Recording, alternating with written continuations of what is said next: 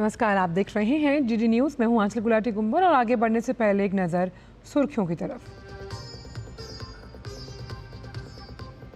प्रधानमंत्री नरेंद्र मोदी ने झारखंड को दी 6 वंदे भारत ट्रेनों की सौगात। टाटानगर में कई विकास परियोजनाओं के शिलान्यास के साथ ही राष्ट्र को समर्पित किए कई अनेक विकास कार्य।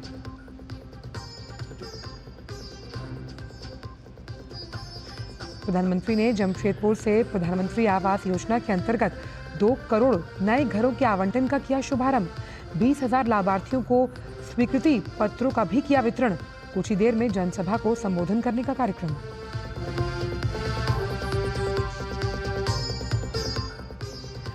उत्तर प्रदेश के मेरठ में बड़ा हादसा। 3 मंजिला इमारत ढहने से एक ही परिवार के 10 लोगों की मौत, 5 घायल। एनडीआरएफ और एसडीआरएफ ने चलाया रेस्क्यू ऑपरेशन।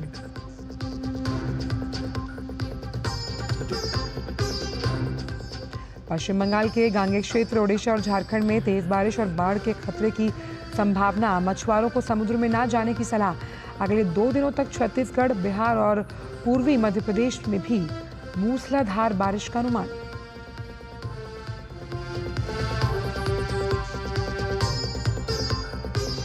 देश के लोक सेवा प्रसारक दूरदर्शन की आज 65वीं वर्षगांठ। 15 सितंबर 1959 को शुरू हुआ दूरदर्शन आज दुनिया के सबसे बड़े टेलीविजन नेटवर्क में से एक। दूरदर्शन आज प्रस्तुत करेगा विभिन्न मनोरंजक कार्यक्रम।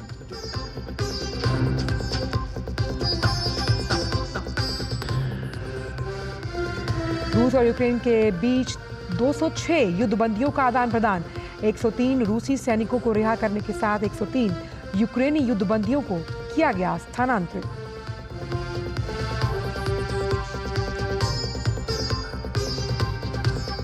और डायमंड लीग फाइनल में चैंपियन बनने से 1 सेंटीमीटर के अंतर से चूके नीरज चोपड़ा।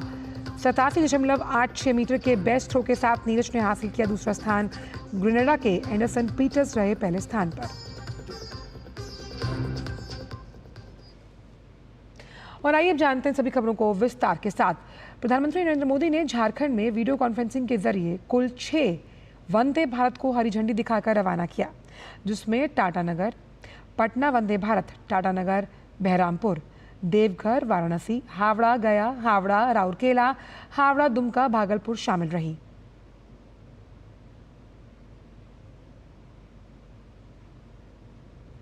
रेलवे से जुड़ी करीब 660 करोड़ रुपए की परियोजनाओं को प्रधानमंत्री ने राष्ट्र को समर्पित भी किया।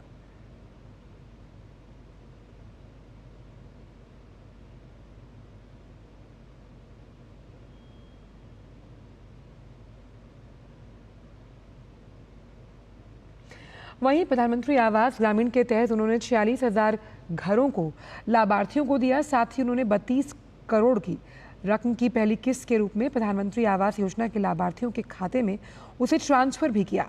प्रधानमंत्री ने कहा कि आज की सरकार की प्राथमिकता गांव, गरीब, आदिवासी, महिला, किसान है, इसलिए विकास कार्यों को संपूर्णता से कराया जा रहा है। 6 नई वंदे भारत ट्रेनें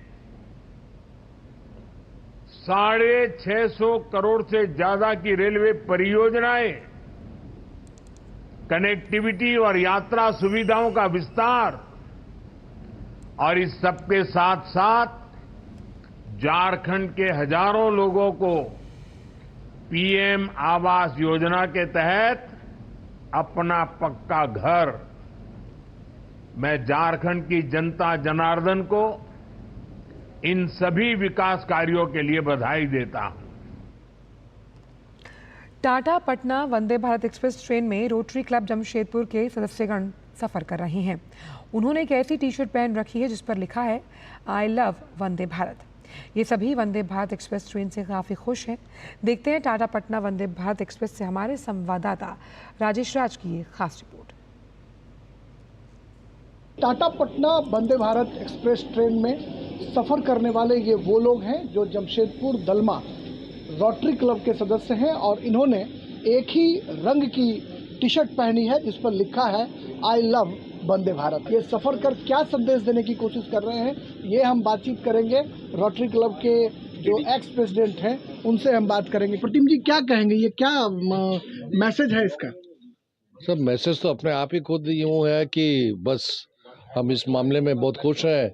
रेलवे के साथ हमारे बहुत पुराने बहुत सारे हम लोग सर्विस प्रोजेक्ट करते हैं, तो ऐसा उत्सव माहौल में हम लोग भी खुशी से उछल पड़े हैं। ट्रेन तो काफ़ी सुंदर और बहुत ही अच्छा है, हर तरह का सुख सुविधा इसमें मौजूद है। जमशेदपुर के लिए ये कितना बड़ा तोहफा है। कहा जाता है कि लौह नगरी है, इंडस्ट्री के मामले में काफ़ी समृद्ध है जमशेदपुर। ये हम लोग बहुत खुश इसलिए कि ये हमारा पहला वंदे भारत है जो डेडिकेटेड टाटा से चल रहा है। जमशेदपुर जो है वो औद्योगिक राजधानी है झारखंड की, और सिर्फ झारखंड ही नहीं, जब ये अविभाजित बिहार था तब भी जमशेदपुर की अपनी एक गरिमा है और थी, रहेगी, क्योंकि जमशेदपुर में काफ़ी इंडस्ट्री हैं जो देश भर के जो व्यापार करने वाले लोग हैं उनको आकर्षित करते हैं। ऐसे में ये वंदे भारत ट्रेन निश्चित तौर पर मील का पत्थर साबित होगा।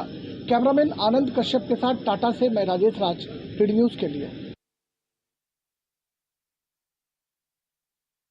आतंकवादियों के बीच मुठभेड़ जारी है। अधिकारियों ने बताया कि पुंछ जिले में आतंकवादियों की मौजूदगी की खुफिया जानकारी मिलने के बाद सेना और जम्मू कश्मीर पुलिस ने शनिवार शाम मेंढर के गुरसाई टॉप के पठानती इलाके में घेराबंदी और तलाशी अभियान शुरू किया। सुरक्षा बलों ने जब इलाके की घेराबंदी की तब छिपे हुए आतंकवादियों ने उन पर गोलीबारी शुरू की, जिसके बाद मुठभेड़ शुरू हो गई।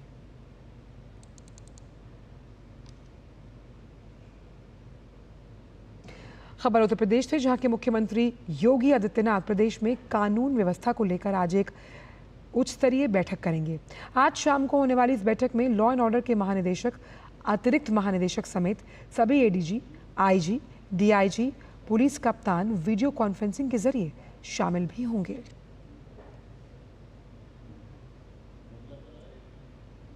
उत्तर प्रदेश के मेरठ जिले के लोहिया नगर इलाके में बड़ा हादसा हुआ। एक 3 मंजिला इमारत के ढह जाने से 10 लोगों की मौत हो गई है। मेरठ के जिलाधिकारी दीपक मीणा ने बताया कि घटना के वक्त इमारत में एक ही परिवार के करीब 15 लोग थे। एनडीआरएफ और एसडीआरएफ समेत अन्य बचाव दल की मदद से रेस्क्यू ऑपरेशन चलाया गया, जो अब समाप्त हो गया है।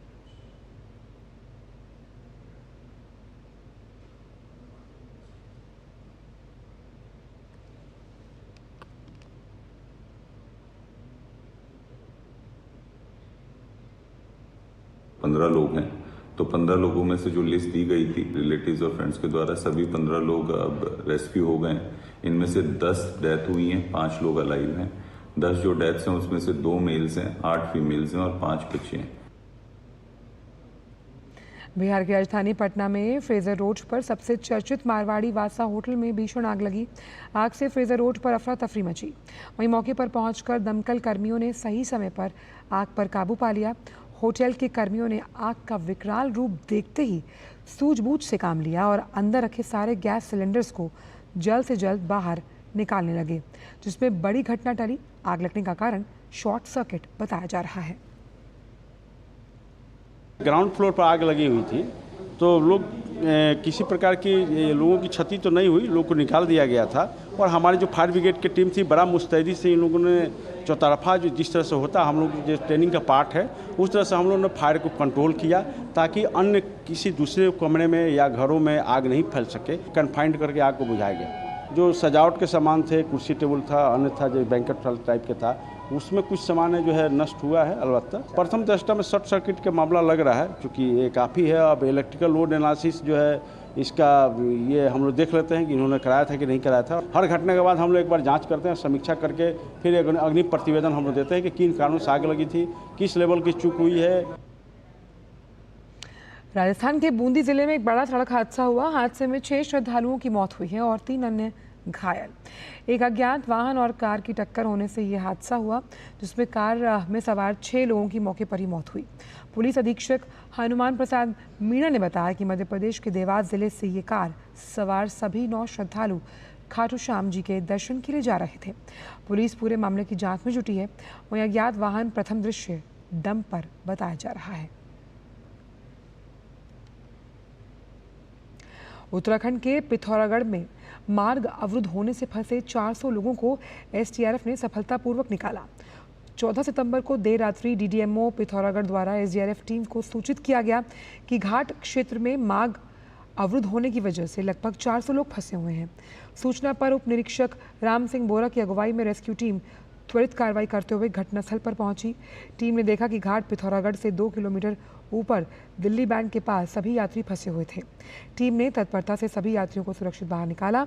इस रेस्क्यू ऑपरेशन के दौरान एक बीमार व्यक्ति को बाधित मार्ग से स्ट्रेचर के माध्यम से निकालकर तुरंत अस्पताल पहुंचाने के लिए दूसरे वाहन में भेजा गया। उत्तर प्रदेश में बाराबंकी पुलिस ने करोड़ों की धोखाधड़ी करने वाले 5 शातिर अभियुक्तों को गिरफ्तार किया। आरोपियों ने एक फर्जी चिटफंड कंपनी के माध्यम से तकरीबन 1200 से ज्यादा लोगों से करीब 12 करोड़ रुपयों की धोखाधड़ी की।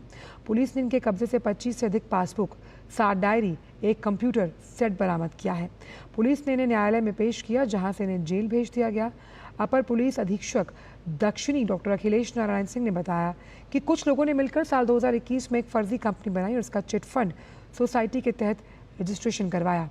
कंपनी के कर्मचारियों ने लोगों को 1.5 गुना ब्याज देने का लालच देकर उनसे हर महीने रुपए जमा करवाए। कुछ लोगों की मैच्योरिटी का समय पूरा हुआ तो कंपनी ने उनको भुगतान ही नहीं किया। उन्होंने बताया कि ये नहीं करना कंपनी के कर्मचारियों ने इन लोगों के साथ और भी फ्रॉड किए। इनमें जो रुपए जमा कराए गए उनमें हेराफेरी की गई।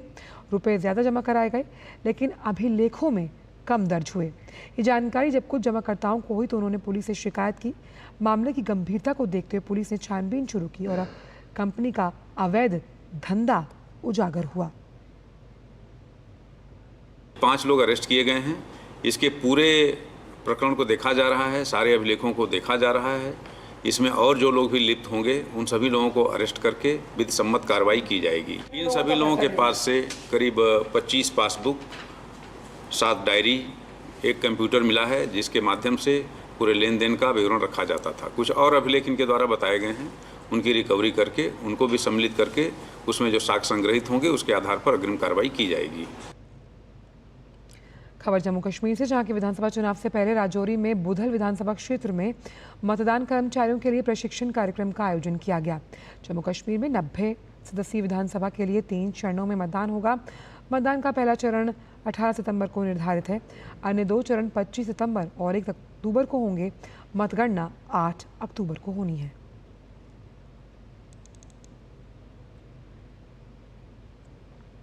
चौथे अखिल भारतीय राजभाषा सम्मेलन का आज दूसरा और आखिरी दिन है।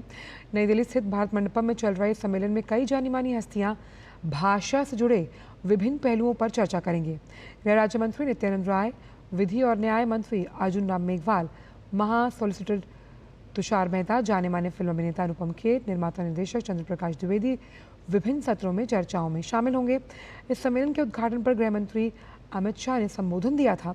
अमित शाह ने हिंदी को राजभाषा बनाने के साथ विश्व भाषा बनाने पर जोर दिया। वक्त एक छोटे से ब्रेक का है। MDH का किचन किंग किचन में हो तो हम सब कुछ बना सकते हैं। बैंगन का भरता, आलू गोभी, भिंडी मसाला और भी बहुत कुछ। MDH। बेटियां घर की रौनक हैं। बेटियां घर संवारती हैं। बेटियां पीढ़ियां सजाती हैं। बेटियां घर की बुनियाद कहलाती हैं। बेटियों को सलाम करता है मोंगिया स्टील, स्टील का बादशाह।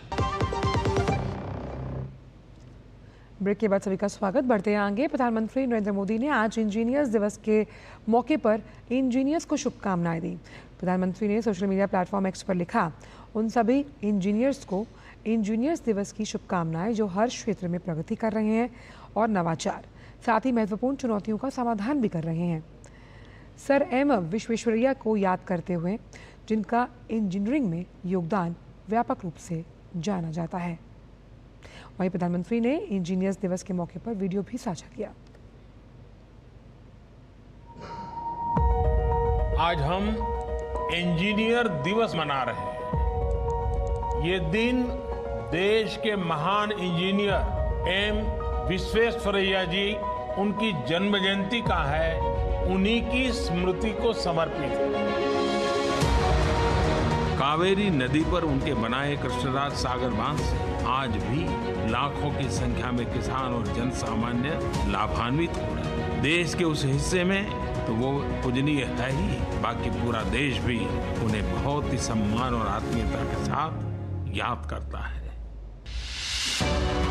हमारे भारतीय इंजीनियरों ने हमारे देश के निर्माण में और दुनिया में भी अभूतपूर्व योगदान किया। चाहे काम को लेकर समर्पण हो या उनकी बारीक नजर भारतीय इंजीनियरों की दुनिया में एक अलग ही पहचान है। ये एक सच्चाई है और हमें गर्व है कि हमारे इंजीनियर देश के विकास को मजबूती से आगे बढ़ा रहे हैं, देशवासियों के जीवन को बेहतर कर रहे हैं। मैं इस अवसर पर सभी इंजीनियरों को उनकी निर्माण शक्ति को आदरपूर्वक नमन करता हूं। ओणम फसल के मौसम और राजा महाबली की वापसी का प्रतीक है। ओणम के त्योहार को लेकर केरल समेत पूरे देश में उत्साह का माहौल है। सांस्कृतिक परंपराओं, पारिवारिक समारोह और उत्सवी आनंद से भरे इस त्योहार पर देखिए हमारी ये खास रिपोर्ट। ओणम हिंदुओं के सबसे महत्वपूर्ण त्योहारों में से एक है और मुख्य रूप से दक्षिण भारतीय लोग बड़े उत्साह और जोश के साथ इसे मनाते हैं। घरों को विशेष रूप से सजाया जाता है, तरह तरह के स्वादिष्ट पकवान और व्यंजन बनाए जाते हैं। नृत्य और नाव दौड़ जैसे सांस्कृतिक कार्यक्रम और दान पुण्य के कार्य को पारंपरिक रूप से संपन्न किया जाता है। यह त्योहार राजा बलि की केरल की वार्षिक यात्रा का प्रतीक है। मलयालम भाषा में इसे थिरुवोणम कहते हैं और हिंदी कैलेंडर के अनुसार ये भाद्रपद या आश्विन माह में मनाया जाता है। ओणम राजा बलि की किंवदंती से जुड़ा हुआ है।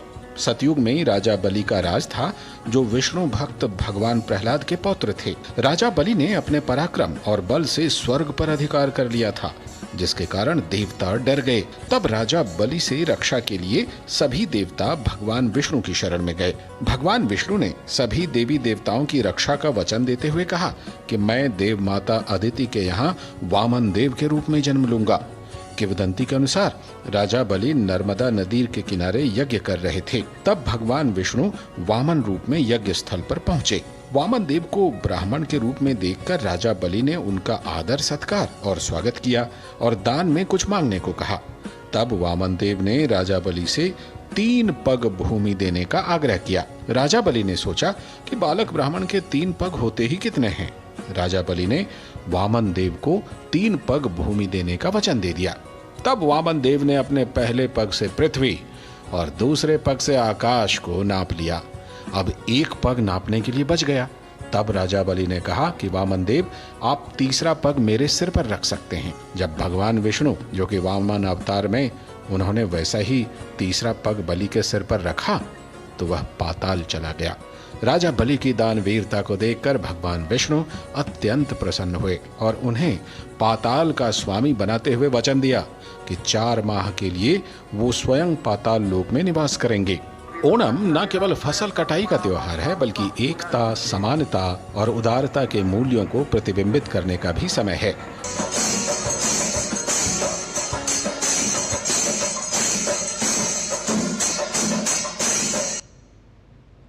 राष्ट्रपति द्रौपदी मुर्मू ने ओणम के शुभ अवसर पर सोशल मीडिया प्लेटफॉर्म एक्स पर पोस्ट कर सभी को ओणम की शुभकामनाएं दी। उन्होंने पोस्ट में लिखा कि ओणम के शुभ अवसर पर मैं सभी को, विशेषकर केरल के हमारे भाइयों और बहनों को हार्दिक शुभकामनाएं देती हूं।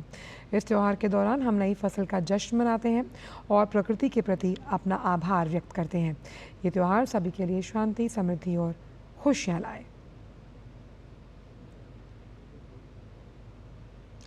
प्रधानमंत्री नरेंद्र मोदी ने भी ओणम की शुभकामनाएं दी हैं। प्रधानमंत्री ने एक्स पर कहा कि सभी को ओणम की शुभकामनाएं। सर्वत्र शांति, समृद्धि और कल्याण हो। ये त्यौहार केरल की गौरवशाली संस्कृति का जश्न मनाता है और दुनिया भर में मलयाली समुदाय द्वारा उत्साहपूर्वक मनाया जाता है। वक्त एक और छोटे से ब्रेक का। बेटियां घर की रौनक हैं। बेटियां घर संवारती हैं। बेटियां पीढ़ियां सजाती हैं। बेटियां घर की बुनियाद कहलाती हैं। बेटियों को सलाम करता है मोंगिया स्टील। स्टील का बादशाह। ब्रेक के बाद सभी का स्वागत। रुक करते हैं कुछ अन्य खबरों का। महिलाओं और बच्चों के पोषण स्तर में सुधार लाने के लिए देश भर के अलग अलग हिस्सों में पोषण माह मनाया जा रहा है। इसी के तहत राजस्थान के सिरोही में सभी आंगनवाड़ी केंद्रों पर महिलाओं को पोषाहार की जानकारी दी जा रही है। देखिए रिपोर्ट। महिलाओं और बच्चों के पोषण स्तर में सुधार के उद्देश्य से महिला एवं बाल विकास मंत्रालय द्वारा 1 से 30 सितंबर तक राष्ट्रीय पोषण माह मनाया जा रहा है। इसी कड़ी में राजस्थान के सिरोही जिले में पोषण माह के अंतर्गत जिले के सभी आंगनबाड़ी केंद्रों पर पोषाहार के बारे में महिलाओं को जानकारी दी जा रही है और उन्हें जागरूक किया जा रहा है। पोषण माह के दौरान प्रधानमंत्री मातृ वंदना योजना के प्रगति बढ़ाने हेतु भी कार्य किया जा रहा है और आंगनबाड़ी कार्यकर्ताओं द्वारा बढ़ चढ़ के इसमें फॉर्म भरे जा रहे हैं। तो आप जैसे देख सकते हैं ये समस्त गतिविधियां संपूर्ण सिरोही जिले में की जा रही है ताकि पोषण के प्रति समाज की जागरूकता बढ़े, अवेयरनेस आवे और जो कुपोषण का एक कलंक है वह समाप्त हो। आंगनबाड़ी केंद्रों पर जहां महिलाओं को पोषाहार को लेकर जागरूक किया जा रहा है, वहीं उन्हें पोषाहार सामग्री भी बांटी जा रही है। आंगनबाड़ी केंद्र पर कार्यरत कार्यकर्ताओं का कहना है कि पोषण सामग्री का सेवन करने से महिलाओं और बच्चों का शारीरिक विकास बेहतर होता है। पोषण माह के अंतर्गत जो कार्यक्रम और गतिविधि कर रहे हैं उसके बारे में बच्चों और महिला को आमंत्रित किया गया और उनको जानकारी के लिए बुलाया गया है कि इनको ये बताया जा सके कि पोषण माह से इनको क्या जानकारी मिले। तो हमने महिलाओं को बुलाकर पोषण माह के अंतर्गत उनको बोला कि आप जो भी गर्भवती धात्री महिलाएं 6 माह से 3 वर्ष के जो भी बच्चे हैं उनके अपने बच्चों को पोषण स्तर में जितने सुधार करने के लिए उनको किस तरह से समझाया जाए, इसलिए पोषण माह की गतिविधि की जाती है। पोषण माह की गतिविधि चल रही है तो मैंने गांव की महिला गर्भवती और धात्री और उनके बच्चों को सबको बुला के ये जानकारी देने के लिए हमने पोषण माह की सब गतिविधि कर रही है। उसमें प्रथम डिलीवरी के फॉर्म भी भरे जाते हैं। उनको पहली डिलीवरी में जो पैसे मिलते हैं फर्स्ट फॉर्म भरने पर 1000 और दूसरी जांच के बाद 1000 और डिलीवरी होने के बाद भी 3000 मिले, ऐसे 5000 रुपये मिलते हैं। लाभार्थियों का कहना है कि इस कार्यक्रम से उन्हें काफी लाभ हो रहा है। उन्हें आंगनबाड़ी केंद्रों द्वारा पौष्टिक दलिया, खिचड़ी, कैल्शियम और आयरन की दवाइयां सहित अन्य सामग्री वितरित की जा रही है। यहाँ पे आंगनबाड़ी में पोषण मिलता है जिसमें मुझे भी मिलता है। मैं किशोर अवस्था के बालिका 14 से 18 साल के लड़कों को सबको मिलता है और मुझे भी मिलता है। सादा दलिया, मीठा दलिया और चावल। पोषण माह का उद्देश्य बच्चों को कुपोषण और महिलाओं को एनीमिया जैसी बीमारियों से बचाना और लोगों में जागरूकता पैदा करना है। Bureau report, DD news.